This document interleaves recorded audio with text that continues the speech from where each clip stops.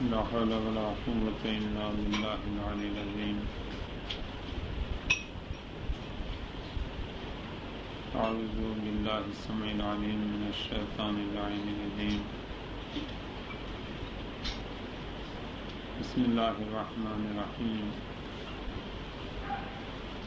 واستبق الباب وقدت قميصه من دبر والف يا سيدها هذا الباب. قالت ما جزاء من أراد بأهلك سوءا إلا يسجن عذاب أليم.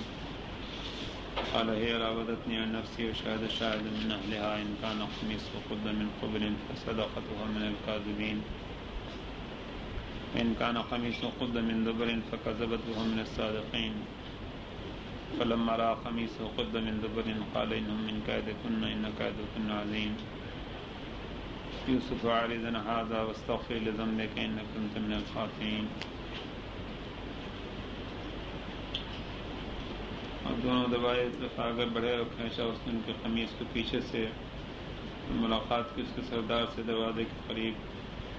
کہا کہ کیا جزا ہے جو ارادہ کرے تیرے اہل کے ساتھ برائی کا مگر ایک قید کیا جائے عذاب علیم کا. کہا کہ اس نے مجھے قریب کیا ہے میرے نفس کے سلسلے میں اور گواہی دی گواہ نے اس کے اہل سے. اگر اس کی قمیص پھٹی ہے پھر آگے سے تو وہ سچی اور وہ جھوٹا ہے اور اگر پھاڑی گئی ہے وہ پیچھے سے تو وہ جھوٹی ہے وہ سچا ہے. جب دیکھا اس کے قمیص کے پھاڑی گئی وہ پیچھے سے تو کہا کہ یہ تمہارے قید ہے یقیناً تمہارا قید عظیم ہے. یوسف منہ موڑ لو اس سے اور استغفار کر تو اپنے گناہ کے لیے تو خاطئین میں سے ہے.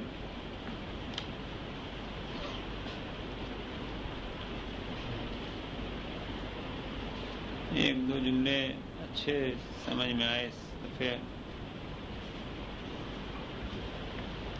ایک یہ کہ قرآن مجید میں حضرت آدم کی تخلیق کے سلسلے میں ہے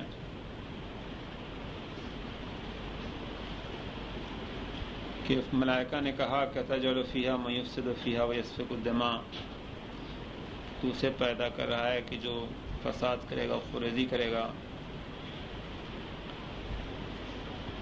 یہ ملائکہ کا بیان کہ وہ معصوم ہے غلطی نہیں ہو سکتی یہ صحیح ہے. پھر یہ ہے کہ جب یہ فطرت خدا نے بنائی ہے پھر مذمت یہ برائی نہیں ہے فساد کرنا خونریزی کرنا. اس سلسلے میں جواب خیال آیا تھا جو غرض کرنے کی ہے. اور دلیل اسلام نے اس کو اس طریقے سے بیان کیا ہے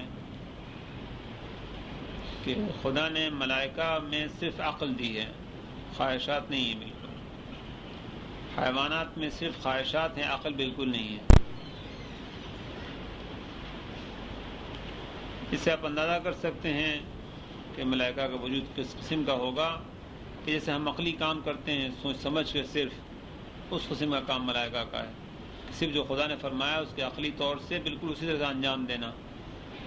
جیسے آپ پورے توجہ کے ساتھ نماز پڑھیں عقل کے زور دے کر کے ایک لفظ پڑھنا اور رکوع میں جانا اور سجدے میں جانا. پھر ایسے اندازہ ہوا کہ ملائکہ سب خدا کے کام ٹھیک ٹھیک انجام دیتے ہیں.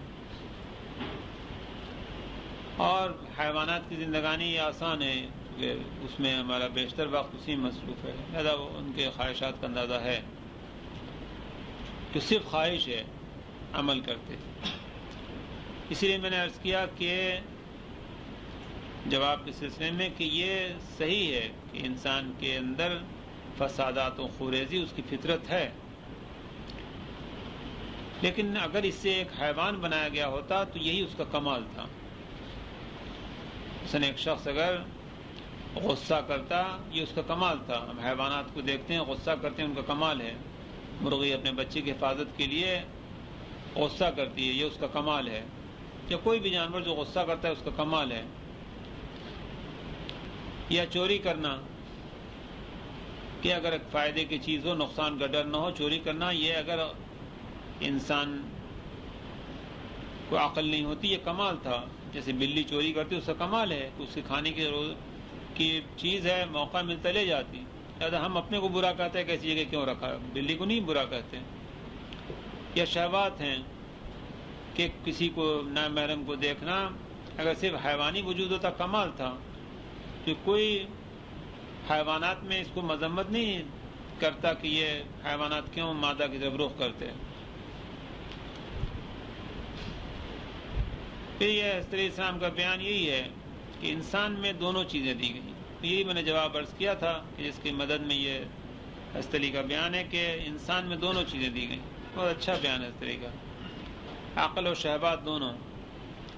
لہذا حضرت علی کا ایک اور قول ہے کہ جب کوئی امر پیش آتا ہے تو تمہاری عقل ایک حکم دیتی اور خواہشات ایک حکم دیتی، اور نفس تمہارا بیچ میں ہوتا. اگر عقل کے مطابق تم نے کام کیا تو نفس وہ اثر قبول کرتا عقل والا. نماز اگر توجہ کے ساتھ پڑھی، عقل استعمال کیا کوشش کر کے، تو نفس بعد میں خوش ہوتا کہ اچھی نماز ہوئی یا بہتر نماز ہوئی یا کم سے کم بہت خراب نہیں ہوئی. اور اگر خواہشات پر عمل کیا تو نفس وہ اثر قبول کرے گا، جلدی جلدی پڑھ ڈالی، بعد میں خود افسوس ہوگا کہ کوئی نماز نہیں تھی. تو حضرت نے فرمایا کہ انسان میں دونوں چیزیں ہیں. پھر اگر انسان نے نماز آرام و توجہ کے ساتھ عقل سے پڑھی، پوری توجہ کے ساتھ، یہ بہتر از ملائکہ ہے. یہ انسان بہتر از ملائکہ ہے، چونکہ ملائکہ جب نماز پڑھتے ان کے پاس خواہشات نہیں ہیں کہ جو ان کو نہ پڑھنے کے لیے کہتی ہوں. وہ بنے ہی ہوئے ایسے کہ پوری توجہ کے ساتھ عبادت کرتے جو خدا کی عبادت. لہذا یہ بہتر ملائکہ ہے کہ ملائکہ میں ایک روکنے والی قوت نہیں ہے اور وہ بہتر ایک صحیح کام کرتے ہیں، اور انسان میں خواہشات ہیں جو روک رہی ہیں اور پھر بھی انسان صحیح کام کرتا. اور اگر انسان نے خواہشات کے مطابق عمل کیا، جو جی چاہ رہا تھا کیا، چوری کی، غصہ کیا، لوٹا، نظر بد کی، جو کام کیا، یہ اگر غلط کام کیا یہ بدتر ہے حیوانات ہے. چونکہ حیوانات اگر چوری کرتے ہیں تو ان کی عقل نہیں ہے، پھر چوری کرتے ہیں. بلی کو عقل نہیں ہے کہ چوری نہ کرنا کمال ہے. لہذا ایک بچہ بھی اگر کسی کے کوئی چوری کر لے تو کہا جائے گا کوئی عیب نہیں ہے، بچے کرتے ہی چوری ہیں. لیکن بچہ بچپن سے اس کی عادت ہے کہ نہیں چوری کرتا، یہ خود اس کے ماں باپ کی تعریف اور اس کے لیے کمال سمجھا جائے گا کہ نہیں چوری کرتا. میں تمام عبادات میں یہ عالم ہے کہ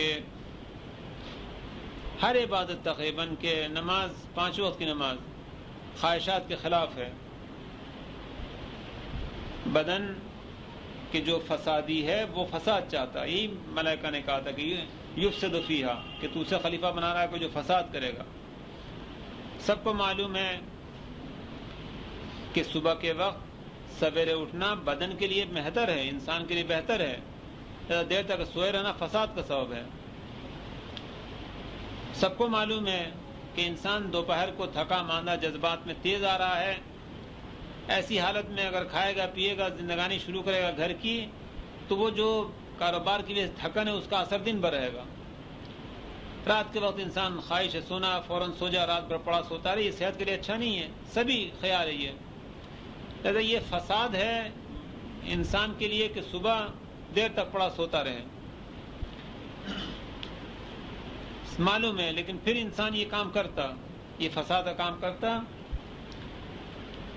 لہذا اگر اس کے مقابل میں عقل ہے کہ وہ کہتی کہ نہیں صبح کو بیدار ہو جاؤ، کم سے کم یہ پہلی عقل ہے کہ بیدار ہو جاؤ.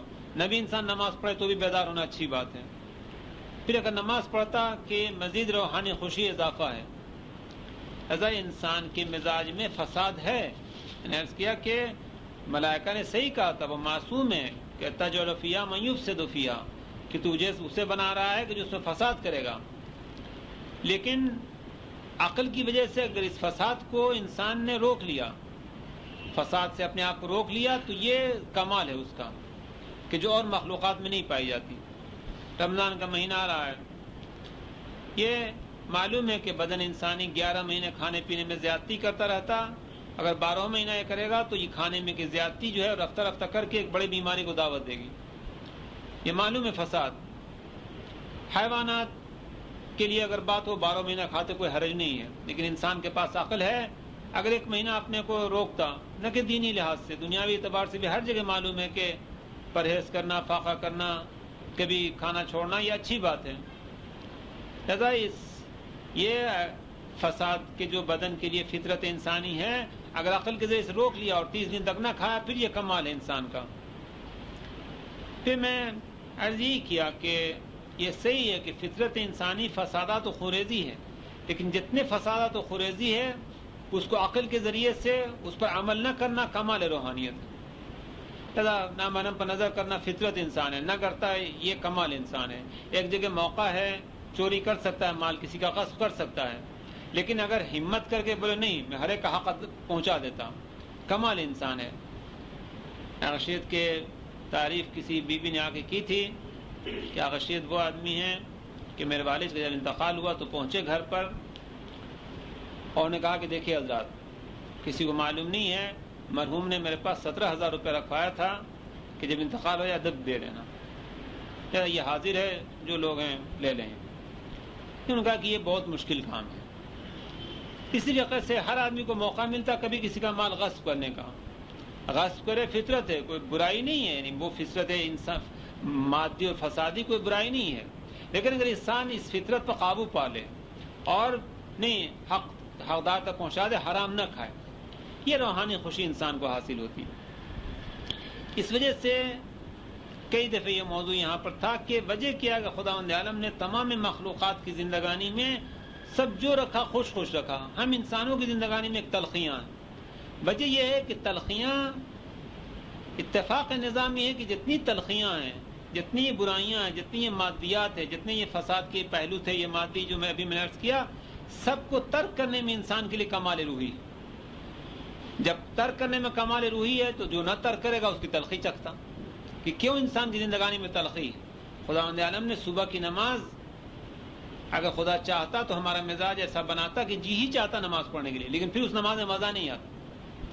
لیکن چونکہ یہ دونوں چیز خواہشات اور عقل دونوں کا مقابلہ ہے، اور خواہشات کو ترک کرنے ہی میں خوشی ہوتی ہے صبح کی نماز پڑھنے کی، یا خواہشات کو ترک کرنے ہی میں روزے کی خوشی ہے، یا اور پیسے کے معاملے میں کہ خواہشات کو ترک کرنے ہی میں ہے۔ اس وجہ سے دو چیزیں انسان کے ساتھ ضرور موجود ہیں، ایک عقل کے مقابلے میں ان خواہشات کو ترک کرنا تاکہ روحانی لذت حاصل ہو، اور یہ بہت بڑا سرمایہ ہے، اس لیے کہ ہماری زندگانی جیسا کہ وعدہ کیا گیا ہمیشہ ہمیشہ رہنے والی۔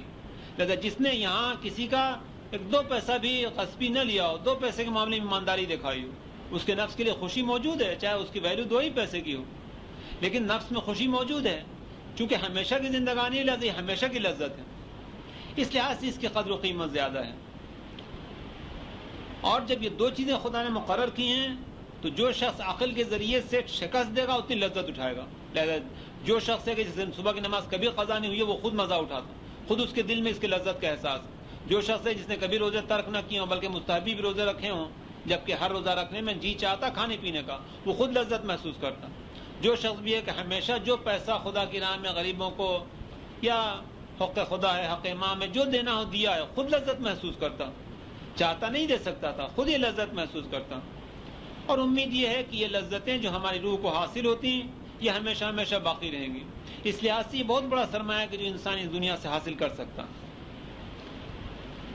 اس لحاظ سے یہ تمام جواب خلاصہ یہ تھا کہ ہاں انسان کی فطرت فساد ہے، لیکن اتفاق ہے کہ اس فطرت کے مقابلہ کرنا اور نہ کرنا کمال روحی ہے۔ دوسری چیز جو خیال آیا اور اتفاق یہ ہے کہ اسے ایک آدھ جگہ میں نے عرض کیا تھا، پھر دیکھا کہ جمعے کے دن وہ موضوع رئیس امروی نے بھی لکھ دیا، یہ موضوع نفس کا تھا۔ انہوں نے تعجب ہوا، آیت اللہ منتظری کتاب نہج البلاغہ آئین زندگانی پڑھا اور آج جنگ میں اسی کو مکمل طور سے دیا ہے۔ بہرحال یہ چیز چونکہ میں ہمیشہ عرض کر چکا ہوں لہذا صرف تھوڑا سا یہ خیال تھا یہ کہ دو الفاظ ہیں کہ جو استعمال ہوتے ہیں، ایک وجود کا لفظ ہے، ایک نفس کا لفظ ہے۔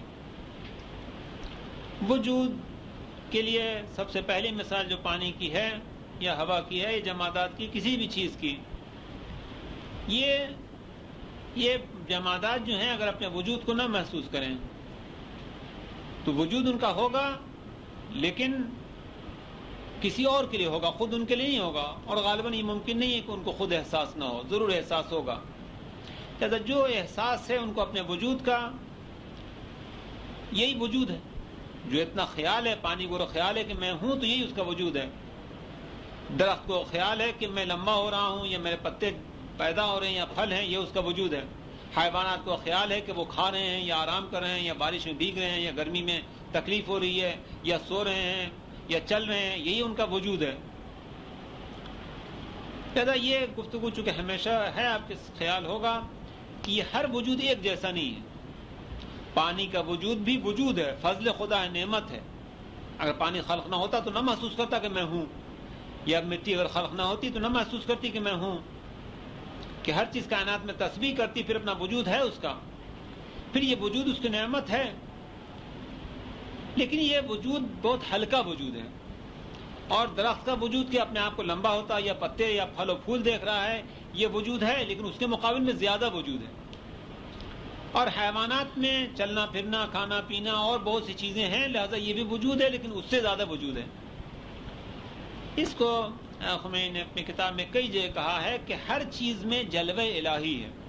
الفاظ ان کی یہ ہیں کہ ہم جو سمجھ سکتے اس حد تک، ہر چیز میں جلوہ الہی ہے لیکن بقدر صلاحیت، کہ جمادات میں جلوہ الہی ہے، اپنے وجود کا جلوہ یا خدا کا ہے، لیکن اس کا ظرف کتنا ہے، ان کی صلاحیت کتنی ہے، صرف اتنا خیال کرنا کہ میں پانی ہوں یا ہوا ہوں یا مٹی ہوں۔ درختوں میں صلاحیت کتنی ہے کہ خدا کی طرف سے بخل نہیں ہے، درختوں میں صلاحیت کتنی ہے کہ درخت میں اتنی صلاحیت ہے کہ وہ اپنے کو بڑھتا ہوا محسوس کریں، اور حیوانات میں یہ اور انسان میں یہ۔ پھر ایک صفت اور بھی ہے، وہ صفت دوسری کی طرف توجہ کرنے کی، کہ کوئی جمادات نہیں ہے کہ جو دوسرے کی طرف توجہ نہ کرتا ہو، لہذا جب توجہ کرتا تو اس کی حالت بدلتی چلی جاتی ہے۔ یعنی توجہ کرتے کرتے جمادات ایک جیسے نہیں رہیں گے، بدل جائیں گے، بدلتے بدلتے ہر چیز بدلتی رہتی ہے۔ یعنی جو وجود اپنی جگہ پر ہے وہ چین سے نہیں ہے، سکون کے عالم میں نہیں ہے، بلکہ ضرور آگے کی طرف بڑھنا چاہتا۔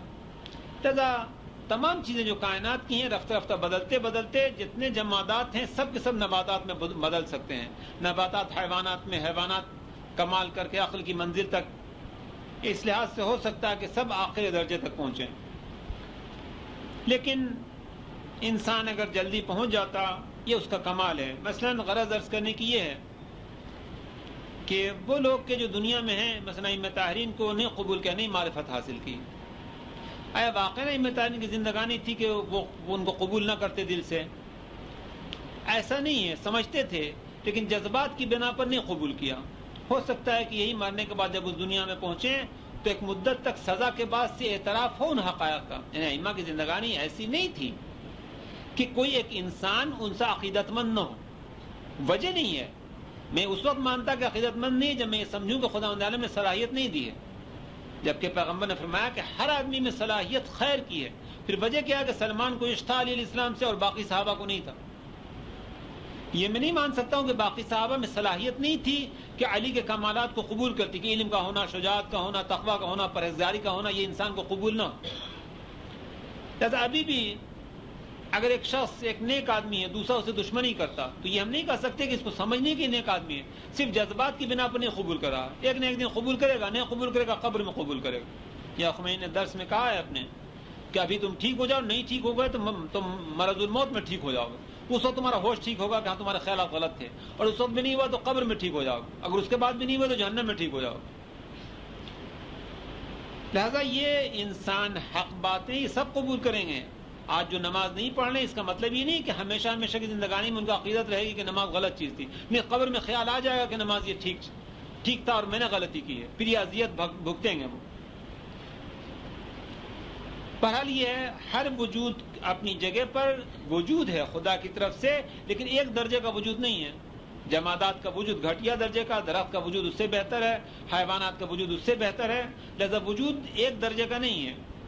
پھر انسان کی منزل آتی کہ جو اصل غرض عرض کرنے کی ہے کہ انسان کا بھی وجود جو ہے وہ جمادات سے بہتر ہے، درختوں سے بہتر ہے، حیوانات سے بہتر ہے، لیکن اکثریت انسان کا وجود کیا ہے کہ آخر وقت تک اس کی کیا وجود ہے کہ جو ہم نے ابھی بات کی تھی حیوانات کی یا درخت کی یا جمادات کی، اس کے لحاظ سے اس کا وجود کیا ہے؟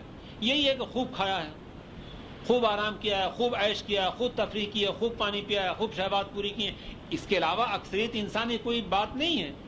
لہٰذا اس کو اس کائنات سے جو لذت ملی یہ کھانے پینے کے حیوانات کی، جس کو قرآن مجید نے کہا کہ انہم کالانعام بل اضل سبیلا، یہ مثل بکریوں کے بلکہ اس سے بدتر ہے، کہ اس دنیا سے یہی حاصل کیا۔ ابھی اکثریت ہے دنیا، یہ امریکہ والے کہ جو مثلاً عبادت سے دور ہیں، صرف کھاتے بہت کھاتے، لہٰذا جب مریں گے کہ احساس یا ساری زندگانی، ابھی اس زندگانی میں مرنے کی بات نہیں، ابھی زندگانی میں لطف زندگانی ان کو کیا ہے سوائے کھانے، آرام کرنے، پینے، تفریح کرنے، اس کے علاوہ کوئی احساس نہیں ہے۔ یہ لذت ہے کہ جو انہوں نے اس دنیا سے حاصل کی۔ اس کے مقابل میں ہم انسان کے جو نہج البلاغہ میں حسری نے کہا ہے کہ اگر وہ لوگ کھاتے پیتے ہیں، ان کے بال بچے ہیں، ان کے آرام و آسائش تو ہمارے بھی ہیں، لیکن اگر آپ ان کے جو دین کی طرف ہیں وہ یہ نہیں ہے کہ کھانے کا انہیں مزہ نہیں آیا، لباس کا مزہ نہیں آیا، بال بچوں کا مزہ نہیں آیا، آرام کا مزہ نہیں، یہ ایسا نہیں ہے کہ اس نے مزے سے محروم، مزے سے کہ محروم نہیں ہے۔ یہ اور بات ہے کہ اس کے پاس دولت زیادہ ہے، ہر وقت عمدہ چیزیں کھاتا ہے، لیکن یہ نہیں ہے کہ لذت کھانا سے محروم ہے یہ انسان، بلکہ بقول ہستلی یہ دنیا دار طبقہ اس دنیا کی لذت سے ہی محروم ہے۔ جیسے دو قول ان کا مشہور میں عرض کیا تھا کہ آپ نے فرمایا کہ کھانے کا مزہ روزہ رکھنے کے بعد افطار کے وقت ہے، کہ یہ مزہ سے دنیا دار جو 24 گھنٹہ کھاتا ہے وہ اس کھانے کے مزے سے ہی محروم، کہ جو پہلا گھونٹ پانی کا پیا جاتا ہے، جو پہلا لقمہ لیا جاتا ہے افطار کے وقت، وہ مزے سے محروم۔ اسی طریقے سے بہترین مزہ انسان کے لیے نیند سونا ہے۔ کیسے نے فرمایا کہ شب بیداری کے بعد جو مزہ ہے سونے کا، وہ مزہ کسی اور کو نہیں نصیب ہو سکتا، کہ رات بھر جگنے کے بعد کتنا میٹھا ہوتا، صبح کے وقت سحری کھا کر کے رمضان میں نماز صبح کے بعد سونا کتنا میٹھا لگتا۔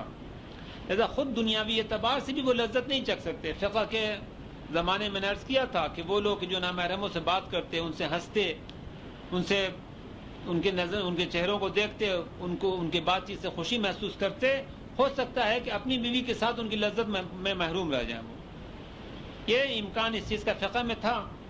لہذا معلوم ہے کہ جو غیر محرموں سے پرہیز کرتا، خود ہو سکتا ہے کہ خدا نے جو حلال اسے دیا ہے اس میں لذت اس کی زیادہ ہو، کہ پھر دنیاوی اعتبار سے بھی وہ لذتوں سے محروم ہے۔ علاوہ اس کے یہ الگ موضوع ہے۔ پھر ان کے ساتھ ساتھ جو لوگ کے نماز پڑھتے ہیں، یہ نماز کی لذت زیادہ ہے، روزے کی لذت زیادہ ہے، غریبوں کی مدد کرنا، غریبوں کے لیے مال دینا خاص لذت ہے، پیسہ سبھی خرچ کرتے ہیں، لیکن وہ لذت کی جو حق فقراء دینا، حق امام دینا، ان چیزوں کی جو خاص لذت ہے، وہ لذت سے دنیا دار محروم ہے۔ کماتے وہ بھی، یہ بھی کماتے ہیں، لیکن یہ خاص لذت سے وہ محروم ہے۔ اسی طریقے سے روزے کی لذت، وہ جو کہ 12 مہینہ کھاتے ہیں، دین سے تعلق نہیں ہے، وہ روزے کی لذت سے محروم ہے، یہ بھی ایک لذت ہے۔ اسی طریقے سے علم حاصل کرنا، جو جاہل ہے علم حاصل کرنا ایک لذت ہے۔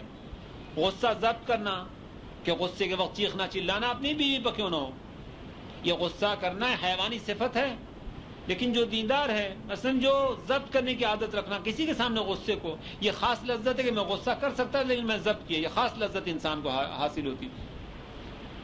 اور انسان کسی کی غیبت نہیں سنتا، یہ خاص لذت ہے کہ میں برائی نہیں سنتا، حسد نہیں کرتا، جھوٹ نہیں بولتا، چوری نہیں کرتا، یہ خاص لذتیں ہیں کہ جو کھانے پینے والے لوگ ہیں وہ دنیا میں لذت حاصل کرتے، اس سے یہ لذت زیادہ ہے۔ اس لحاظ سے مجھے یہ جملہ یاد آیا کہ پھر یہ دیندار طبقہ کہ جو اشرف المخلوقات میں سب سے بہتر طبقہ ہے، اور خداوند عالم نے فرمایا کہ لولاک لما خلقت الافلاک، اگر تم نہ ہوتے محمد تو ہم افلاک کو نہ خلق کرتے۔ اور ظاہر ہے کہ جن لوگوں کی میں گفتگو کر رہا ہوں وہ لوگ ہیں کہ جن کے لیے قرآن نے کہا کہ محمد رسول اللہ والذین معہ، یہ جن لوگوں کی زندگی میں عرض کر رہا ہوں یہ وہ لوگ ہیں کہ جو محمد کے ساتھی ہیں، خواہ اس زمانے میں یا اس زمانے میں۔ اس وجہ سے اس اشرف المخلوقات میں بھی وہ اکثریت طبقہ کے جو دیندار نہیں ہے اس دنیا سے مزہ اٹھاتا، لیکن ان مزوں سے محروم ہے، جو دین کی وجہ سے مزے ہیں اس سے محروم ہے، اور یہ طبقہ یہ دین کے والا بھی مزہ اٹھاتا۔ اور اس وقت مجھے زیادہ یہ سمجھ میں آئی آیت کہ جو ہمیشہ جوڑ نہیں معلوم ہوتا تھا، جو غدیر میں نازل ہوئی، کہ خداوند عالم نے فرمایا کہ الیوم اکملت لکم دینکم، آج کے دن میں تمہارا دین مکمل کیا۔ دین مکمل کیا تو سمجھ میں آتا کہ حضرت اسلام اگر خلیفہ نہ بنتے، ایک نگراں دین کا نہ ہوتا تو دین ناقص رہ جاتا، کہ ہر آدمی کے اختیار میں دین جاتا اور دین کو جیسے چاہے کھیلتا۔ جیسے ہمارے ملکوں میں، ایران کے علاوہ باقی تمام ملکوں میں سب لوگوں کے ایسے لوگوں کے ہاتھ میں کہ دین کو جیسے مرضی وہ کھیلتے ہیں۔ سب اسلام کا دعویٰ کرتے ہیں، لیکن ایک مختلف ناموں سے مختلف کاموں سے 40 سال سے پاکستان میں بھی کھیل رہے ہیں، سب کو پتہ ہے، اور ایسی دنیا میں ہر جگہ لہٰذا حضرت علیہ السلام کو خلافت دین کی تکمیل موجود ہے۔ لیکن اس کے بعد دوسرا جملہ سمجھ میں نہیں آتا تھا کہ وَأَتْمَمْتُ عَلَيْكُمْ نِعْمَتِي، ہم نے تم پر نعمت اپنی تمام کر دی۔ یہ علی السلام کی خلافت سے ہمیں کوئی نعمت نہیں ملی، ایمان مکمل وہ صحیح ہے، اکملت لکم دینکم صحیح ہے، لیکن آج جو میں نے بیان عرض کیا اس سے اندازہ ہوا کہ نہیں، اگر دین محفوظ ہے پھر نعمتیں مکمل ہیں۔ جیسا کہ میں نے ابھی چیزوں کا عرض کیا کہ اگر دین نہیں تھا ان نعمتوں سے ہم محروم رہتے۔ لہٰذا حضرت علی کی خلافت کا نتیجہ یہ تھا کہ جنگ جمل میں جو لوگ ان کی مدد دی اور شہید ہوئے، جنگ صفین میں، جنگ نہروان میں، یہ سب لوگوں نے جو لذت چکھی، اگر حضرت علیہ السلام نہیں تو لذت نہیں چکھ سکتے تھے۔ ظاہر ہے کہ معاویہ کے ساتھ یا خوارج کے ساتھ یا بصرے والوں کے طلحہ و زبیر کے ساتھ لڑنے والے شہادت کا مزہ نہیں چکھ سکے تھے۔ اسی طریقے سے اگر یہ سلسلہ خلافت کی جو غدیر میں قائم کیا تھا کہ اس کی نیابت ابھی خمینی نے کہ علی علیہ السلام کے بعد یہ پہلا موقع ہے کہ حکومت اسلامی قائم ہوئی، یہ جو قائم کیا اگر خمینی نہیں ہوتے تو یہ جو نوجوانان ایران کے اور لذتوں کو چھوڑیے اور لذتیں بھی حاصل کی، لیکن ابھی جو خدا کی راہ میں شہادت کی لذت چکھ رہے ہیں یہ بھی لذت ہے۔ ہم نہیں کہہ سکتے کہ امام حسین علیہ السلام کے اصحاب گھاٹے میں رہے، نعوذ باللہ، کون کہہ سکتا ہے کہ جن کے لیے امام جعفر صادق علیہ السلام تمنا کرتے تھے کہ کاش ہم ان کے درجے میں پہنچتے، کہ امام جعفر صادق علیہ السلام کو پتہ نہیں تھا کہ ان کی عمریں کم ہو گئی اور کھانے پینے اور بال بچوں سے محروم رہے، لیکن معلوم ہے کہ یہ لذت کی جو انہوں نے اٹھائی ہے، شہادت کی لذت، یہ ایک لذت زیادہ تھی کہ ہم لوگ ابھی اپنے زندگانی میں نماز کی بات کر سکتے، روزے کی بات کر سکتے، غریب کی مدد بات کر سکتے اور نہ جانے کن کن چیزوں کی بات کر سکتے، لیکن شہادت کی بات ہم نہیں کر سکتے۔ لہذا ہم اس نعمت خدا سے اگر ہم سمجھتے کہ ہماری دوسری زندگانی روح کو ہمیشہ رہنا ہے تو اس ہمیشہ کی زندگانی میں نماز کا مزہ تو ہم چکھیں گے، روزے کا مزہ چکھیں گے، شب قدر کے اعمال کا مزہ چکھیں گے، علم کا جو کہیں مزہ چکھیں گے، لیکن شہادت کے مزے سے محروم ہیں، پھر نعمت ہم پر تمام نہیں ہوئی۔ لہذا جو لوگ کہ ابھی ایران میں اور وہ تمام عبادات پر بھی عمل کرتے اور شہید بھی ہو رہے ہیں، جیسے مطہری مرحوم ہیں کہ تمام کمالات علمی اور عملی بھی حاصل کی اور شہادت بھی حاصل کی، پھر یہ اتممت علیکم نعمتی کہ تمام نعمت تمام ہو گئی ان کے اوپر۔ لیکن ہم لوگ یہاں بھی نہیں ہیں، اس لیے کہ سمجھ نہیں ہے، ابھی ہم نے دین نہیں سمجھا، ابھی ہم نے کلمہ پڑھنا شروع کیا، ہمیں نہیں معلوم ہے کہ شہادت کیوں کر حاصل کی جا سکتی ہے۔ ظاہر شہادت کے لیے ذریعہ یہی ہے کہ انسان اسلام کو نافذ کرنے کی کوشش کرے۔ یہ جملہ ہمیں نہیں کہیں کہ اسلام کے بقا کے لیے، اسلام کے لیے کیا علی علیہ السلام نے امام حسن امام حسین نے شہادت نہیں قبول کی تھی، پھر ہماری جانیں اس سے زیادہ نہیں ہیں۔ لہذا اسلام قائم کرنے کے لیے کوئی قیام کرے اور ہم اس کا ساتھ دیں اور جان دیں تو ہو سکتا شہادت ملے، لیکن ہم لوگ یہ چیز نہیں ہے۔ اس لحاظ سے یہ دوسری چیز جو محسوس ہوئی اتممت علیکم نعمتی کہ یہ تمام ہونا نعمت کا اس لحاظ سے، اور غالباً خدا کے تخلیق میں جو انسان پورا لذت اٹھا سکتا، زیادہ سے زیادہ لذت اٹھا سکتا، وہ اس کے بعد اب کوئی چیز نہیں، اب اس کے بعد اس کائنات میں کوئی لذت باقی نہیں رہ جاتی جو اس شریعت سے باہر ہو۔ اس لیے پیغمبر اکرم نے فرمایا تھا غدیر میں کہ ہر وہ چیز جو تمہیں جہنم سے قریب کر سکتی تھی میں نے تمہیں وضاحت کر دی، اس کی سے منع کر دیا، اور ہر چیز جو تمہیں جنت سے قریب کر سکتی تھی اس کی میں نے وضاحت کر دی اور تمہیں حکم دے دیا۔ یعنی ابھی جو شریعت ہمارے پاس ہے اس پر عمل کرنے سے جو لذتیں ہماری روح کو حاصل ہوتی ہیں اور جو بدنی لذتیں ہیں، اس کے آگے کوئی نعمت خدا کی اس کائنات میں نہیں ہے۔ یہ بحث تھی وجود کی کہ وجود جو ہے وہ پانی کا وجود گھٹیا ترین ہے، درخت کا وجود اس سے بہتر، حیوان کا وجود اس سے بہتر، انسان کا وجود اس سے بہتر اور دیندار طبقے کا وجود اس سے زیادہ بہتر ہے۔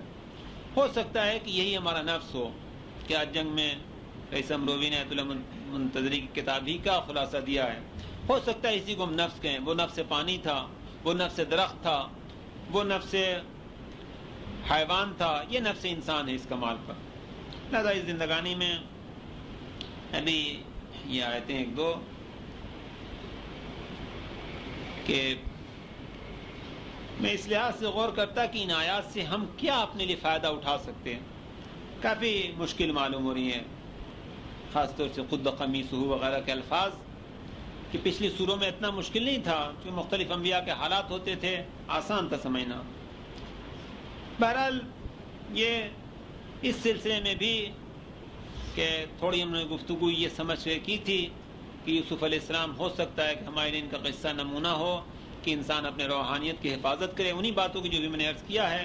اور اس کے مقابل میں 11 برادران ہیں کہ جو سب کے سب مادی ہیں، جن کے روحانیت کے مقابلے میں اس کے دشمنی میں آتے. یا اتفاقاً زلیخا بھی مادیت کا مظہر ہے.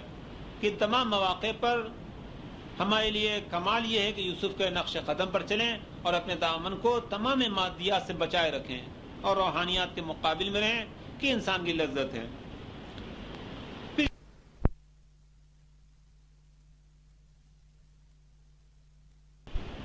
کہ ہماری زندگانی میں کوئی بھی نہیں ہے کہ جو دنیا کے زلیخاؤں سے نجات یافتہ ہو.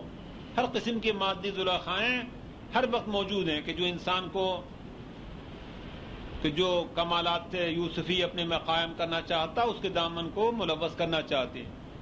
لیکن اگر برہان رب دیکھ لیا ہو، عقل ہو، پھر انسان نجات یافتہ ہوتا. جیسے صبح کی نماز کہ انسان کو بستر اچھا لگتا، یہ بستر اس کے لیے نماز کے لیے زلیخا ہے کہ جو دامن کھینچتی اور اپنے میں گناہگار کرنا چاہتی کہ نماز قضا کرو، سونا اچھا ہے. اگر انسان برہان رب ہے، اگر یوسف کی طریقے سے کمالات ہے، ہمت ہے، اس زلیخا سے دامن بچا لے اپنا اور دامن بچا کر کے باہر نکلے. یہ روحانی لذت جو یوسف کو حاصل ہوئی تھی وہ راستہ ہمارے لیے. اسی طریقے سے تمام امور میں پھر لطف یہ ہے کہ جو مادی اور روحانی مقابلے ہیں یہ ہمیشہ باقی رہنے والے نہیں ہیں. رمضان کا مہینہ آ رہا ہے، ایک طبقہ ہوگا ہمارا کہ جو کسی نہ کسی غلط یا صحیح خیال کے اوپر کھائے گا، نہیں رکھے گا روزہ، ہم سے نہیں ہو سکتا. لیکن اے کاش یہ ہمیشہ کھاتے رہتے. یہ ہمیشہ کھاتے نہیں رہیں. ایک وقت آئے گا کہ جب یہ رمضان کا مہینہ ختم ہو جائے گا، پھر یہ جو لوگ کہ سختی برداشت کر رہے تھے یہ ہمیشہ کی مصیبت میں نہیں ہیں. اگر یہ ہمیشہ کی مصیبت میں ہیں تو وہ لوگ کہ جنہوں نے روزہ نہیں رکھا وہ خوش ہو سکتے تھے، میں خوب کھا رہا ہوں اور یہ محروم ہے. ہمیشہ اگر ہوتا کہ ہمیشہ ہم بھوکے ہیں، وہ ہمیشہ کھا رہے ہیں، تو ہو سکتا تھا کہ فائدے میں. لیکن نہیں، ایک دروازہ ہے کہ جس کی طرف دونوں آگے بڑھ رہے ہیں کہ ہمیشہ یہ رمضان نہیں ہے. عید کا دن آئے گا، پھر عید کے دن آنے کے بعد حالت بدل جاتی. جس نے کسی بہانے سے کھاتا رہا ہے، کبھی اس کے نفس کے لیے خوشی نہیں ہے کہ میں 30 دن میں کوئی روزہ نہیں رکھا، یا بہانے خوشی نہیں ہے. اور جس نے روزے رکھے ہیں اس کے لیے خوشی ہے کہ یہ ہمیشگی کی بات نہیں ہے. لہذا زلیخا کے جو دامن کو کھینچتی ہے، یہ ہمیشہ اس گھر میں نہیں رہنا. ایک وقت دروازے پہ پہنچنا اور سردار سے ملاقات کرنی. دونوں دروازے کی طرف جاتے واستبق الباب. اس طرح صبح کی نماز ہے کہ انسان بستر اچھا لگ رہا ہے. اگر ہمیشہ کے بستر پر سونا ہوتا تو ہم کہتے کہ وہ جو نماز نہیں پڑھتا کامیاب ہے. لیکن ایسا نہیں ہے کہ ہمیشہ بستر میں رہنا ہے. دونوں کی صبح ہونے والی ہے. اگر ہمیشہ رہتا تو ہم کہتے کہ کامیابی، بہت لذت اٹھائی. اور یہ بہت تکلیف میں ہے کہ یہ بجائے بیدار ہونے کے خالی نماز کو نماز پڑھ جائے. لیکن نہیں، یہ تھوڑی دیر کا مسئلہ ہے. یہ صبح کا دروازہ آنے والا ہے اور وہ طلوع آفتاب ہے. اس وقت آنے کے بعد دروازے پر سردار سے ملاقات ہوگی. خیال آئے گا، اگر نماز پڑھی ہے خوشی کا احساس ہے، اگر نہیں پڑھی ہے تکلیف کا احساس ہے. ایسی جو بھی مسئلہ ہے، ایک نامحرم پر نظر کرنا، اگر ہمیشہ کا نظر کرنا ہے تو ہم کہیں گے کہ یہ شخص کامیاب ہے، کہ بہت اسے مزہ آ رہا ہے، اور ہم محروم ہے کہ جو نظر نیچا کیے ہوا نہیں دیکھ رہا. لیکن یہ نہیں ہے، یہ وقت ختم ہو جائے گا. وقت ختم ہونے کے بعد پھر اس کے لیے افسردگی ہے کہ جو یہ غلط کام کرتا اور محسوس کرتا کہ میں نے غلط کام کیا. کوئی بھی نہیں ہے کہ مسرت محسوس کرتا ہو، دیندار ہو یا بے دین ہو. نفس مزاج نہیں ہے کہ انسان خوش ہے. اور جس نے کیا پرہیز کیا وہ اس کے لیے لذت موجود ہے. لہذا زندگانی میں چھوٹے چھوٹے مسائل میں دیکھیں یا پوری زندگانی دیکھیں. پوری زندگانی کا بھی یہ حال ہے کہ جو لوگ عبادات کی طرف توجہ کرتے، جیسے حضرت علیہ السلام کی مثال میں نے عرض کی تھی کہ انہوں نے کہا کہ دنیا غری غیر، کسی اور کو تو دھوکہ دے. لہٰذا حضرت علی نے بھی فرمایا، کسی نے کہا کہ آپ یہ پھٹا کپڑا پہنتے، یہ جوتی کا عالم ہے، یہ دنیا سے یہ ہے، تو اس وقت کا جملہ نجم الآغا میں بہت اچھا ہے. کہا کہ چھوڑو یہ باتیں، جب انسان منزل پر پہنچ جاتا ہے تب کہا جاتا ہے کہ سفر اچھا تھا یا برا. بہت اچھا کہ ابھی تمہارے لیے پھٹا کرتا کہنا یا سوکھی روٹی کہنا یا جوتی پھٹی کہنا ابھی کوئی خاص بات نہیں ہے. خیال کرو کہ منزل پر ہم کب پہنچیں گے. یہ خیال کرو کہ جب میں منزل پہ پہنچ جاؤں گا تب کہا جائے گا کہ علی کا سفر اچھا تھا یا برا تھا. یعنی جب میں قبر میں پہنچتا اس وقت کہا جائے گا کہ زہد و تقویٰ اچھی بات تھی، بری بات تھی. ابھی برا لگتا ہے. ابھی برا لگنا کیا بات ہے؟ دیکھو کہ منزل پر کیا ہوگا. یہ بھی میں ابھی عرض کر رہا تھا کہ ابھی برا لگ رہا ہے نماز کے لیے اٹھنا, ابھی برا لگ رہا ہے روزہ رکھنا, لیکن دیکھو کہ منزل ہے کہ نہیں ہے. یہ زلیخا ہمیشہ تمہارے پیچھے نہیں, آخر دروازہ ہے کہ نہیں ہے, دروازے تک دونوں جا رہے ہیں. لہذا جب حیات کے دروازے پر پہنچیں گے, سفر ختم ہوگا, اس وقت ہے کہ کہا جائے گا کہ یہ سفر جو ہے اچھا گزرا یا برا گزرا. اس لحاظ سے زندگانی میں تمام مرحلے کہ جس وقت ایک خواہشات کا کام ہے اور ایک مقابل میں عقلی کام ہے. اگر دنیا دار طبقہ کے جو اس خواہشات پر خوش ہے, اگر یہ ہمیشہ ہمیشہ ہوتا تو صحیح ہے, وہ کامیابی ہے. لیکن مشکل ہے کہ ہمیشہ نہیں ہے. یہ صبح کے وقت کا نماز جب قضا ہو گئی تو اب اس کے بعد دروازے تک یہ صبح کے پہنچ گئے, اس فجر کے دروازے تک جب پہنچ گئے, پھر انہیں افسوس ہوتا کہ میں نے صبح کی نماز نہیں پڑھی, یا ظہرین کی, یا باقی, یا اسی طریقے سے علم کا. جو بچہ اسکول جا رہا پڑھنے کے لیے, یہ ہمیشہ ہمیشہ اسکول میں اگر پڑھائی ہے پڑھنے والوں کے لیے اور بھاگنے والوں کے لیے, نہ پڑھنے والوں کے لیے, تو نہ پڑھنے والا مزے میں, اس لیے وہ تفریح کرتا. لیکن ایک منزل آنے والی ہے کہ جب دونوں کے دونوں نوکری کے لیے پہنچیں گے. ایک دروازہ آنے والا ہے کہ وہاں پر وہ جس نے محنت کی تھی اس کی لذت کا سامان ہے, اور جس نے نہیں محنت کی اس کے لیے تکلیف کا سامان ہے. لہذا دروازہ ضرور ہے, حتیٰ کہ حیات کا دروازہ ہے, اور وہاں سردار سے ملاقات کرنی ہے کہ وہاں پتہ چلے گا کہ سچا کون ہے اور جھوٹا کون ہے. وہ سچا ہے کہ جو اپنے دامن کو بچا رہا تھا, یا وہ سچا ہے کہ جو دامن کو ملوث کر رہا تھا.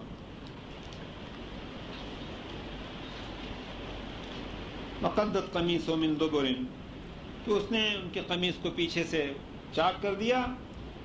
یہ ہو سکتا تھوڑا بہت تفسیر میں بھی مدد دی ہوئی تھی اس سلسلے میں کہ کیوں یہ دلیل پیش کی ہے کہ اگر آگے سے قمیص پھٹی ہوئی ہے تو یہ بات ہے کہ ضرور پیچھے سے قمیص بعد میں الزام لگنا یہ علامت اس چیز کی ہے کہ اگر خود برا انسان ہے تو شروع میں اس پر عیب آئیں گے, لیکن ایک وقت گزر جانے کے بعد کوئی عیب لگاتا تو کہا جائے گا کہ اگر برا تھا تو شروع میں کیوں اس نے نہیں برائی کی. یہ جواب مجھے خیال آیا تھا پیغمبر کے سلسلے میں. یورپین نے اعتراض کیا کہ پیغمبر دیکھو کہ اپنے ماننے والوں کے 4 بیوی کی اجازت تھی, خود اس قدر بیویوں کا شوق تھا کہ 13 شادیاں کی. یہ اعتراض ان کا تھا. اب الحمدللہ کہ اب یہ سب زمانہ گزر گیا. یہ وہ زمانہ تھا جب ہم لوگوں کے ہندوستانی زندگانی تھی کہ انگریز ہمیں دین سے اس طریقے سے دور کرتا تھا, اور یہ ہمارے نوجوانوں کے پاس تھا. چونکہ مجھے اسکول اور کالج ہی میں ہمیشہ پڑھانے کا موقع ملا, لہذا میں جواب یہ دیا کہ دیکھو اگر شہوت پرست انسان ہوتا تو یہ اس کا زمانہ شہوت کا کون سا ہونا چاہیے. شہوت پرست انسان کس عمر میں شہوت کرتا ہے؟ 15 برس, 20 برس, 25 برس, 30 برس, اس زمانے میں شہوت پرست ہونا چاہیے. جبکہ ہمارے پیغمبر کے بارے میں سب کو معلوم ہے, کلاس میں ہمارے مکس مجمع ہوتا کہ ہمارے پیغمبر کے بارے میں سب کو معلوم ہے کہ 25 برس کی عمر میں 40 برس کی بوڑھی عورت سے شادی کی ہے. کہ تم سمجھ سکتے کہ ایک شہوت پرست انسان کے 25 برس تک نہیں شادی کرے گا اور 25 برس کی عمر میں 40 برس کی عورت سے شادی کرے گا, یہ شہوت پرست ہو سکتا ہے. اور 50 برس کی عمر تک, 52 برس کی عمر, 53 برس کی عمر تک کہ جو اصل زمانہ ہے جتنے شہوت والے لوگ ہیں ان کا یہ زمانہ ہے کہ جو تمام گند کا ہے, تمام برائیوں کا اور بدیوں کا یہ زمانہ ہوتا. یہ زمانے میں پیغمبر ایک اس بیوی کے ساتھ ہے کہ جو 15 سال بڑی تمام عقیدے کے لحاظ سے. میں نے کہا یہ شہوت پرست کیسے ہو سکتا ہے؟ اور پھر اس کے بعد سے 53 برس کی عمر سے 63 برس کی عمر تک چونکہ جنگی حالات تھے, مختلف مصلحتیں تھیں, بعض جگہوں پر شادی کرنا خاندان کے لیے مناسب تھا, جیسے اکبر نے شادیاں کی تھی بہت سے راجپوتوں میں سیاسی لحاظ سے, بعض جگہ پیغمبر کے لیے شادی کرنے کی وجہ یہ تھی کہ اس کا کوئی والی وارث نہیں تھا. کیا وجہ تھی؟ بہت سے وجوہات سے مجبوراً شادی کی. اس میں سے بوڑھیاں ہیں, 3 طلاق شدہ ہیں, شوہر کے مر گئے, ان کے مختلف اسباب کی بنا پر شادی کی ہے. کہ یہ نہیں ہو سکتا کہ یہ اگر دامن برا انسان ہے تو دامن آگے سے پھٹنا چاہیے. آگے کا وقت جوانی کا تھا, نہ کہ بڑھاپے کا کہ جب پشت جوانی نے موڑ لی ہے. لہذا جو لوگ یوسف کے راستے میں ہیں, دلیل یہی ہے کہ اگر اس کا دامن سامنے سے پھٹا ہوا ہے کہ خود اس نے برائی کی اگر نیت کی ہوتی تو دامن سامنے سے پھٹا ہوتا, لیکن بعد میں الزام لگاتے, ہو سکتا ہے اور لوگوں کے سلسلے میں بھی ہو. قالت ما جزاء من اراد باهلك سوءا الا ان يسجن وعذاب الیم. کہا کہ کیا جزا ہے کہ جو ارادہ کرے تیرے اہل کے ساتھ برا مگر یہ کہ قید کیا جائے یا عذاب علیم. یہ ہر زمانے میں رہا. جو لوگ روحانیت کے اٹھے, جو کمالات کے لیے اٹھے, یا انہیں قید میں ڈالا جائے گا یا عذاب دیا جائے گا. ہر جگہ یہ رہا. قال هي راودتني عن نفسي, اس نے کہا کہ اس نے مجھے قریب بلایا عن نفسی, میرے نفس کے سلسلے میں. کہ دنیا کا ہونا انسان کے لیے عیب نہیں ہے, عیب یہ ہے کہ نفس میں ملوث ہے کہ نہیں ہے. میں آج ایک مثال دی کہ نفس ملوث ہونے کے سلسلے میں، اور اس سلسلے میں ایک حدیث بھی ہے، لیکن حدیث ڈر لگ رہا ہے پڑھتے ہوئے، اتنی سخت حدیث تھی تحف العقول کی، لیکن ایکسپلینیشن یہ اچھا لگا۔ ایکسپلینیشن میں نے یہ دیا لوگوں کو کہ ایک شخص ہے کہ جو مثلا چھٹی کا دن ہے، اسے صبح خیال ہے کباب کھانے کا، کہ نفس کس کو کہتے ہیں، صبح خیال ہے کباب کھانے کا، اس نے گھر میں ذکر کیا، ایک شور غول لگا آج کباب بنے گا، گیا خاص طور سے اس دکان پر، اس دکان پر، اس مارکیٹ سے اس مارکیٹ سے بہترین گوشت لے کر کے آیا، مسالہ لے کے آیا، یہ لایا، گھر میں کوٹا جا رہا ہے، پیسا جا رہا ہے، بنایا جا رہا ہے، ہوتے ہوئے دوپہر کو تیار ہوا، خوب مزے لے لے کے کھائے گئے، اور اس کے بعد سے کھا کر کے جو زیادہ کھایا ہوگا اور شام تک آرام کرتے۔ یہ میں عرض کیا کہ یہ شخص جو ہے وہ یہ شخص چونکہ فکر ایک خواہش دنیا کی تھی اور اس کے پیچھے لگا ہوا تھا، اس لیے اس کا اگر یہ خیال نہیں ہوتا کہ جو ملے گا کھا لیں گے، تو یہ صبح کے وقت مثلا قرآن بھی پڑھ سکتا تھا، کوئی کتاب بھی پڑھ سکتا تھا، اخبار کے مضامین بھی دیکھ سکتا تھا، کوئی اور سوسائٹی کام کر سکتا تھا، گھر کی وہ خدمت کر سکتا تھا، یہ سب کر سکتا تھا، لیکن اس صبح سے لے کر کے 4 بجے تک یہ صرف کباب کی فکر میں تھا، یا مچھلی کی فکر میں تھا، یا کوئی چیز اس کی فکر میں تھا۔ میں ایک جگہ ٹیوشن پڑھانے جاتا تھا تو بچے کئی دفعہ انہوں نے بڑے فخر سے کہا کہ سر آج کے دن ہم لوگ پوری کھاتے ہیں۔ مجھے بہت غصہ آتا تھا، یہ فخر کے ساتھ ایک بڑا گھر، بہت پیسے والے لوگ ہوں گے، ڈاکٹر تھے، میڈیکل اسٹور تھا، کیا تھا تو یہ کیا فخر ہے کہ آج کے دن ہم لوگ پوری کھاتے ہیں۔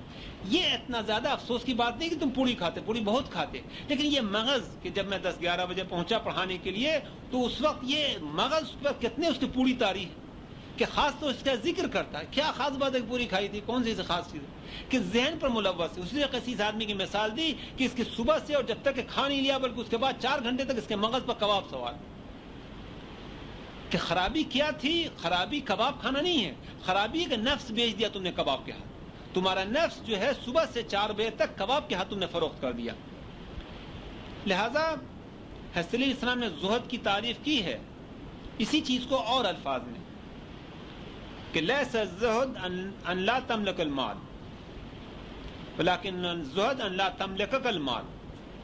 زہد یہ نہیں کہ تمہارے پاس پوری نہ ہو، کباب نہ ہو، اور یہ نہ ہو، تم یہ نہ کھاؤ، کہ تمہارے پاس حضرت نے فرمایا مال نہ ہو، بلکہ زہد یہ کہ مال تمہارا مالک نہ ہو۔ زہد یہ نہیں ہے کہ تمہارے پاس مال نہ ہو، زہد یہ ہے کہ تمہارے اوپر مال مسلط نہ ہو، تمہارا مالک مال نہ ہو۔ اللہ تملک المال یا تملکک المال، تم مالک مال نہ ہو یا مال تمہارا مالک نہ ہو۔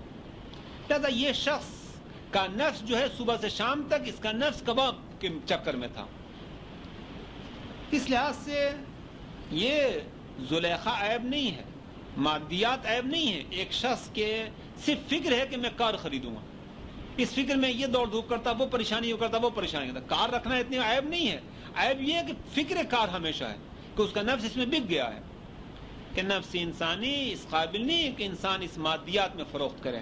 نفس انسانی یہ نہیں ہے کہ ساری زندگی مجھے فکر ہے کہ بنگلہ میں بناؤں گا، ہو بنگلہ کوئی حرج نہیں نہ ہو، کوئی حرج نہیں ہے، لیکن بنگلہ بناؤں گا کہ میرا پورا دل و دماغ اس میں لگا ہوا ہے۔ اور بیشتر ہم لوگ کی زندگانی اس خرابی میں ہے کہ جسے یہاں فرماتے ہیں کہ ہے راودتنی عن نفسی، کہ یہ دنیا جو ہے، یہ زلیخائے دنیا جو ہے میرے نفس کو کھینچتی ہے، یہ مجھے قریب بلاتی ہے، نہ کہ یہ میں استعمال کرنا نفس کے لیے۔ کہ خرابی یہ ہے کہ ایک زندگانی انسان کی ہو جاتی۔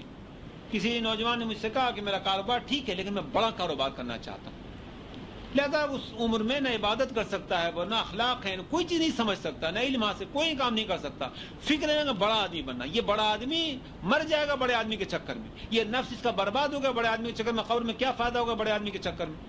یا اقتدار کے معاملے میں کوئی شخص اس چکر میں ہو کہ میں کسی صورت سے ٹاپ پر پہنچنا ہے، یہ ساری زندگانی اسی میں برباد کر دے گا، اور جب ٹاپ پر پہنچ جائے گا تو اس کی حفاظت کرے گا۔ لہذا خرابی یہ ہے کہ نفس ہمارا کس چیز میں ملوث ہوتا۔ اس لحاظ سے کسی چیز کے بھی ہو، یہ نوجوانان اگر عشق میں مبتلا ہوتے، یہ شریعت میں بھی ہے کہ تم پسند کی عورتوں سے شادی کرو، فنکحوا ما طاب لکم من النساء۔ خرابی یہ ہے کہ اس کا کئی سال برباد ہوتا ہے اس کی چکر میں، کہ اس زمانے میں نے اسے علم سمایا، کتاب کھولتا محبوب نظر آتا، اسے رات کو سونا چاہتا اس کو خواب میں دیکھتا، کھانا کھاتا اس کا خیال آتا، اگر نظر پڑ گئی کہیں ملاقات ہو گئی، بات ہو گئی تو چلیے وہ گھنٹوں میں دماغ میں۔ خرابی یہ ہے کس قدر انسان کے نفس پر اثر یہ کم ہوتا ہے۔ ایک واقعہ سنا کہ سلمان فارسی نے خلیفہ کی بیٹی سے رشتہ دیا. چونکہ ایرانی تھے خلیفہ کے لیے بہت سخت تھا، اور سلمان فارسی کا درجہ اتنا اونچا تھا کہ نہ نہیں کر سکتے تھے، خلاف احکام اسلامی تک نہ کریں. پیغمبر نے کسی کو نہ نہیں کہا. پتہ نہیں کون سا عملیات سے اس ٹائپ کے لوگوں سے نے دیکھا، خلیفہ سے کہا کہ آپ پریشان کیوں ہیں؟ بولا پریشانی کی وجہ یہ ہے، نہ بھی نہیں کہہ سکتے اور جی بھی نہیں چاہتا کہ میں عرب ہو رہا کر کے ایرانی کو اپنی بیٹی دوں، چونکہ عرب والے آپ دوسروں کو عجم سمجھتے تھے. بولا کہ میں اس کا علاج کرتا ہوں. کرو علاج. یہ بولا علاج. ایک دن یہ ملاقات کے سلمان فارسی سے کہا کہ میں نے سنا ہے کہ آپ کی عزت میں ایک اور اضافہ ہو گیا. میری عزت میں اضافہ ہو گیا، وجہ کیا ہے؟ معلوم ہے کہ آپ خلیفہ کے داماد بننے والے ہیں. یہ میری عزت میں اضافہ ہے کہ خلیفہ کا داماد بنے والے؟ نہیں چاہیے مجھے یہ رشتہ، انکار کرو، نہیں چاہیے. یہ میری شان میں اضافہ کرنے والا ہے کہ میں خلیفہ کا داماد بننے والا ہوں؟ نہیں چاہیے. یہ نفس ہے کہ نفس پر ذرا اثر نہیں تھا. خلیفہ مجبور تھا اپنی بیٹی کی شادی کرنے پر، جیسا آپ نے دیکھا کہ پیغمبر کی زندگانی میں ہے کہ انکار نہیں کر سکتے تھے. لیکن یہ چیز نفس نہیں تھا ان کا کہ میں داماد خلیفہ بننے والا، میری عزت ہے. یہ کوئی چیز نہیں ہے کہ ایک عام آدمی اگر یہ بات سن لے کہ یہ استعمال کر چکا ہے. قصہ ہے کہ امام حسین اسلام کا بہت خوبصورت تھا، آپ لوگوں کو سنا ہوگا کہ یزید اپنے ایک فوجی لشکر کی بیوی پر عاشق ہو گیا اور بیمار رہنے لگا. معاویہ نے پتہ چلا، معلوم ہوا کہ اس کے عشق میں ان کا کہ میں ترکیب کرتا ہوں. پھر اس افسر کو بلایا اور کہا کہ میں تمہیں گورنر بنانے والا ہوں. وہ روز آ کے کھڑا رہتا تھا، اس لیے کہ امید تھی کہ گورنر بنانے والا روز بہت سامنے اپنے آپ کو پیش کرے. پھر تھوڑے دن کے بعد سے کہا کہ میں تم سے اپنی بیٹی کی بھی شادی کرنے والا ہوں. اور زیادہ خوش ہو گیا کہ کیا نعمت پر نعمت ملتی چلی جا رہی ہے. پھر اس کے بعد جب معاویہ ٹالتا رہتا، کافی دن گزر جاتا. جب کافی دن گزر گیا اور اس نے متوجہ کیا تو اس نے کہا کہ میری بیٹی کہہ رہی تھی کہ اس کی بیوی اتنی خوبصورت ہے کہ اگر مجھ سے وہ شادی کرے گا تو وہ اس خوبصورت بیوی کے مقابلے میری کوئی حیثیت نہیں ہوگی، اس لیے اگر وہ طلاق دے دے تو میں کروں گا. وہ جلدی گیا اس شوق میں کہ دامادی معاویہ ملنے والی، جلدی جا کے طلاق دے کر کے آیا. پھر معاویہ روز کی ہمت نہیں تھی کہ بات کرنے کی، مسئلہ ٹلتا رہا. اس درمیان میں یزید نے ایک بوڑھے صحابی کو بھیجا کہ وہ واپس چلی گئی تھی، طلاق دے دیا تھا اپنے وطن میں. ایک بوڑھے صحابی کو بھیجا کہ جاؤ اور اس کو میری نکاح کر کے لے آؤ. ادھر یہ روز روز آتا رہا. پھر ایک دن معاویہ سے اصرار کیا، معاویہ نے ڈانٹ اٹھ دیا اور ختم ہو گیا مسئلہ. نہ گورنری رہی، دامادی رہی، کچھ بھی نہیں، بھاگ گیا، اس کو بھگا دیا. بچاؤ. یہ قصہ ادھر ختم ہوگا. ادھر وہ بوڑھا صحابی گیا اس کی بیوی کے دیہات میں تاکہ یزید کے لیے اس کو نکاح کر کے لے آئے. راستے میں مدینے میں سے گزر ہوا، جہاں سے گزر رہا تھا امام حسین اپنے کسی کھیت یا فصل میں کام میں مصروف تھے. دیکھا بوڑھا صحابی جا رہا، ملاقات ہوئی. بولا کہاں جا رہے؟ بولا قصہ یہ ہے. یہ غالباً جوہر صاحب نے سنایا تھا. بولا قصہ یہ ہے. کہا اچھا جا رہے ہو تو میرا بھی پیغام اس کو دے دینا. پھر یہ وہاں پہنچا اور پہنچ کے کہا کہ میں تمہارے لیے 3 پیغام لایا ہوں. اس نے کون ہے 3 پیغام؟ بولا ایک میرا اپنا خود ہے، دوسرے یزید کا ہے اور تیسرے امام حسین کا ہے. میں کہ بڈھے تو اپنی بات تو چھوڑ، لیکن تم صحابی پیغمبر اکرم ہو، معزز شخص ہو، اس لیے میں تم سے خواہش کرتی ہوں کہ باقی 2 میں تمہارا مشورہ کیا ہے. وہی واقعاً بہت سچا صحابی تھا. اس نے کہا کہ دیکھو، اگر دنیا کی ملکہ بننا چاہتی ہو یزید پہ اختیار، شہزادی بن جاؤ گی کہ وہ عاشق ہے اور تم خوبصورت ہو، یہ ہے. اور اگر آخرت میں پیغمبر کی بہو بننا چاہتی ہو حسین کو قبول کرو. وہ بھی خوبصورت ہی نہیں تھی، خوبصورت بھی تھی. غور کیا اور کہا کہ میں آخرت کی پیغمبر کی بہو بننے کو قبول کرتی ہوں. امام حسین نے کہہ دیا تھا کہ اگر قبول کرے تو تم صیغہ جاری کرنا اور ساتھ میں لیتے بھی آنا. چنانچہ وہ لیتے آیا. ایک مدت کے بعد سے وہ فوجی کو پتا چلا کہ قصہ یہ ہوا. وہ آیا امام حسین کے پاس اور اس نے کہا کہ میرے کچھ سامان بیوی کے پاس رہ گئے ہیں، اس کو جلدی میں اس خوشی میں طلاق دے دیا تھا، جلدی میں سامان رہ گئے ہیں، اگر اجازت ہو تو میں اس سے لے لوں. کہا کہ جاؤ لے لو. جیسے ہی وہ گیا دروازے پر اس سے سامان لینے کے لیے تو دونوں پھوٹ پھوٹ کے رونے لگے. امام حسین السلام پیچھے سے پہنچے اور کہا کہ رو نہیں, میں یہ قصہ اس طریقے سے پیش آیا ہے اور میں نے یہ نکاح جو کیا تھا اس لیے نہیں کہ میرا کوئی غرض تھی اس کو اپنی بیوی بنانے کی, صرف یہ بہانہ تھا, جاؤ یہ آزاد ہے, تم اس سے نکاح کرو, اپنی زندگانی بسر کرو. یہ کہ غرض صرف یہ کہ لوگ بیان کرتے ہیں کہ یزید اور امام حسین میں جو دشمنی تھی اس کی وجہ یہ قصہ تھا کہ یزید کو حکت تھی کہ میں نے اپنے پاپڑ بیل کر کے یہ بیوی حاصل کی اور امام حسین نے یہ پاپڑ بیل کر کے اس کو یوں میں سے الگ کر دیا. لیکن بہرحال یزید کی یہ صرف دشمنی نہیں تھی, مگر یہ ایک وجہ کہ جو الزام دیتے ہیں لوگ, وجہ یہ غرض میری عرض کرنی تھی کہ نفس پر کس طرح سے مسلط ہوتا, کہ یہ یزید کے نفس پر یہ مسلط ہو گئی تھی کس طریقے سے کہ راودتنی النفسی, بری چیز یہ کہ انسان کے دماغ پریشان ہو جائے کہ اس نے اپنے جو فوجی سپاسالاری تھی وہ بھی چھوڑ دیا, اپنی خوبصورت بیوی وہ بھی چھوڑ دیا تھا, صرف کس لیے کہ معاویہ نے کہہ دیا تھا کہ میں تمہیں اپنا داماد بنا لوں, کہ نفس اس کا اس میں مصروف ہو گیا. وشہد شاہد من اہلہا ان کان قمیص قد من قبل فصدقت وهو من الکاذبین, کہ اگر اس کی قمیص کھینچی گئی آگے سے تو وہ سچی اور وہ جھوٹا ہے. آگے سے مراد یہ کہ تاکہ ظاہر ہو کہ جب یہ شخص, جیسے میں نے پیغمبر کے سلسلے میں عرض کیا کہ اگر جوانی میں زیادہ شادیاں کرتے تو شہوت پسندی کہی جا سکتی تھی, کہ یوسف کے اگر دامن سامنے سے ہوتا تو اس کا مطلب ہے کہ انہوں نے رخ کیا تھا. فإن كان قمیص قد من دبر, اور اس دنیا نے اگر الزام پیچھے سے لگایا ہے فكذبت وهو من الصادقین, وہ جھوٹی اور وہ سچا ہے. فلما رأى قمیص قد من دبر, جب دیکھا کہ اس قمیص پیچھے سے پھٹی ہوئی, کہا کہ انه من کیدکن, یہ تمہارا ایک چال ہے, ان کیدکن عظیم, یہ اور تمہاری چالیں عظیم ہوتی ہیں. یہ لفظ سے غرض عرض کرنے کی یہ تھی کہ ہماری نماز کا موقع ہو, روزہ ہو, ماں باپ کی خدمت ہو, پڑوس کے ساتھ حسن سلوک ہو, لوگوں کے مال سے بچنا ہو, غیبت سے بچنا ہو, حسد سے بچنا ہو, یہ تمام جو روحانی کمالات کے شروع سے میں نے عرض کیے, یہ تمام کمالات کے مقابل میں جو دنیا ہے اس کی چال عظیم ہے ہمیشہ. یعنی جو میں نے عرض کیا اتنا آسان عمل کرنا نہیں ہے. اگر آسان ہوتا تو تمام امتوں میں انبیاء آئے ہیں اور تمام امتیں سب کے سب روحانی و دیندار ہوتی, لیکن یہ چال عظیم ہے. یہ چال کا پیغمبر کے اوپر سب ایمان لے آتے ہیں, سب پیغمبر کی اطاعت کرنے والے تھے, لیکن پیغمبر کے بعد صرف 4 آدمی علی کے ساتھ اور باقی سے پلٹ کے وجہ کیا تھی. اگر وہ لوگ کافر تھے تو پیغمبر بھی ایمان نہیں لاتے, اطاعت نہیں کرتے, نمازیں نہیں پڑھتے, شہادت کے لیے تیار نہیں ہوتے, جنگوں میں شریک نہیں ہوتے, زخمی نہیں ہوتے. یہ وجہ کیا تھی؟ یہ قید دنیا تھا کہ پیغمبر پہ ایمان لائے تھے لیکن بعض اس پیغمبر اکرم علی کو چھوڑ دیا کہ دنیا خواہ و مال کی حیثیت سے ہو, جمال کی حیثیت سے ہو, جس چیز میں بھی ہو, ان کیدکن عظیم, اس کا قید بہت عظیم ہے. اور جب تک انسان میں علی کی طریقے سے عزم نہ ہو کہ دنیا کسی اور کو دھوکہ دینا, میں نے تجھے 3 طلاق دی ہے, اس وقت تک مشکل ہے بچنا. کسی بھی چیز کے معاملے میں کہ جو ہماری دنیا داری ہے, مشکل ہے انسان کے بچ سکے. یوسف عارضا ھذا واستغفری لذنبک, یوسف اعراض کرو, اس سے منہ موڑے رہو, واستغفری لذنبک, اور اپنے گناہ سے استغفار کر, انک کنت من الخاطئین, تو خطا کاروں میں سے. اللہم صلی علی محمد وعلی. بہرحال یہ امام حسین اسلام کا واقعہ ایک وجہ بیان کی جاتی ہے, لیکن اس سے اندازہ ہوتا کہ سیاست و ذہانت صرف ان لوگوں کا حصہ نہیں ہے کہ جو کامیابی ہوئے ہیں.